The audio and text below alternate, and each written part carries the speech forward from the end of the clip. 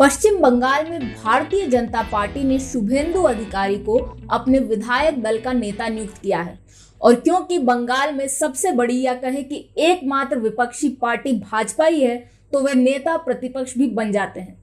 उनकी यह नियुक्ति क्यों महत्वपूर्ण है, इस पर बात करेंगे हम आज के वीडियो में। उनकी इस नियुक्ति का प्रस्ताव दिलीप घोष ने दिया था और वर्तमान में भाजपा बंगाल के जो उपाध्यक्ष हैं मुकुल रॉय, उन जैसे नेताओं को दरकिनार करके शुभेंदु अधिकारी को नेता प्रतिपक्ष बनाया गया है। रविशंकर प्रसाद और भाजपा के राष्ट्रीय महासचिव भूपेंद्र यादव इस नियुक्ति के समय उपस्थित थे और जब दिलीप घोष ने उनका नाम प्रस्तावित किया तो कई सारे विधायकों का समर्थन उन्हें प्राप्त हुआ, जिसके बाद इस नियुक्ति की घोषणा पार्टी ने कर दी है। यह नियुक्ति महत्व इसलिए रखती है क्योंकि हम देख रहे हैं कि पिछले एक सप्ताह से अधिक से किस तरह से बंगाल में चुनाव परिणाम आने के बाद से हिंसा हुई है। ऐसे में भाजपा की मुद्रा काफी नर्म मानी जा रही है। भाजपा ने कोई ठोस कदम नहीं उठाया है। भाजपा के नेता सिर्फ आलोचना कर रहे हैं, अपील कर रहे हैं, हिंसा खत्म होने की रिपोर्ट मांग रहे हैं, लेकिन कोई ठोस कदम नहीं उठाया है। लेकिन शुभेंदु अधिकारी की नियुक्ति एक ठोस संदेश भेजने में सक्षम है। ऐसा इसलिए क्योंकि जिस समय अधिकांश भाजपा नेता अपने घरों में रह रहे थे, छुपे हुए थे ताकि तृणमूल के जो गुंडे हैं वो उन पर हमला न कर दे, उस समय शुभेंदु अधिकारी जमीन पर थे और उनके काडर और समर्थकों एवं भाजपा कार्यकर्ताओं पर जो हमला हो रहा था उससे उन्हें बचा रहे थे। 2 मई को जब से परिणाम घोषित होना शुरू हुए तब से ही शुभेंदु अधिकारी कई जगहों पर घूम रहे थे और भाजपा के काडर और समर्थकों से मिलकर उनका उत्साहवर्धन कर रहे थे।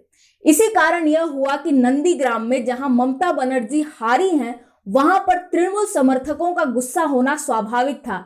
लेकिन इसके बावजूद भी नंदीग्राम में हमने ऐसी कोई जघन्य घटनाएं नहीं देखी हिंसा की, और उसका कारण है शुभेंदु अधिकारी, क्योंकि वे स्वयं जमीन पर थे और साथ ही भाजपा के कार्यकर्ताओं का समर्थन कर रहे थे।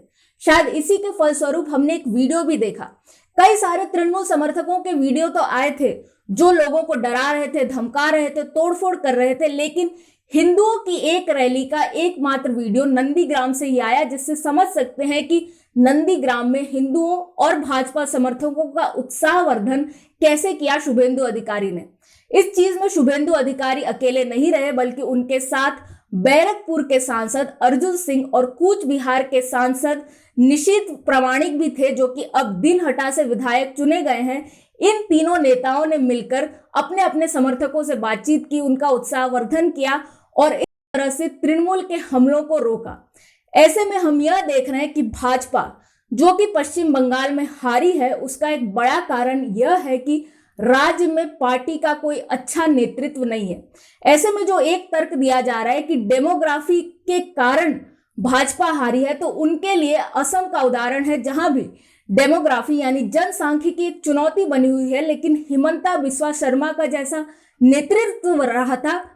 ऐसे में अच्छे नेतृत्व से इस तरह की समस्याओं का भी सामना किया जा सकता है, लेकिन भाजपा का राज्य का नेतृत्व उतना अच्छा नहीं था, जिस कारण से भाजपा की ऐसी हार हुई है। और अब पार्टी को इससे सीख लेनी चाहिए। और ये जो 3 नेता उभर कर आ रहे हैं, ये तीनों पहले तृणमूल कांग्रेस में ही थे, लेकिन फिर भाजपा से मिले।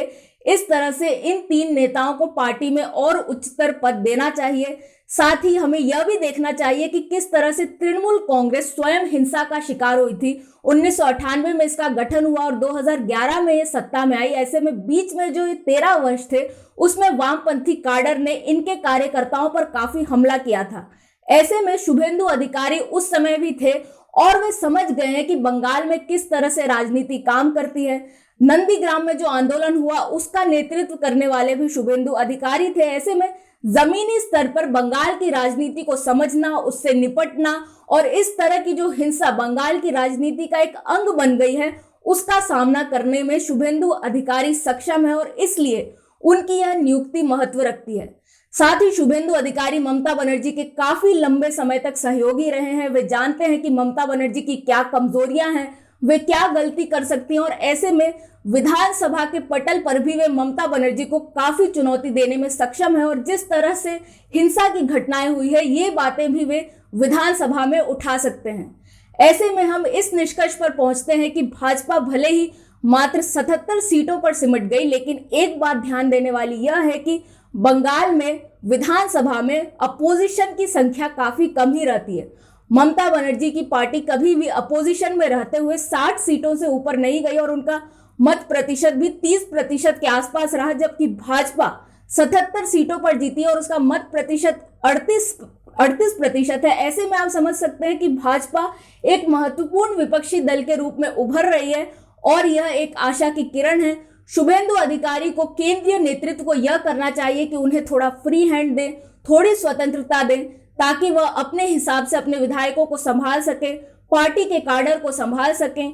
और शुभेंदु अधिकारी के कारण ही यह हो रहा है कि सामान्य रूप से ऐसा होता है कि जो पार्टी हारती है उससे पलायन होने लगता है, लेकिन शुभेंदु अधिकारी ने जो कार्यकर्ताओं में उत्साहवर्धन किया है उसके कारण अभी तक इस तरह के पलायन की सूचना हमें नहीं मिली है और हम आशा करते हैं कि भाजपा एक मजबूत विपक्ष के रूप में उभरे पश्चिम बंगाल में।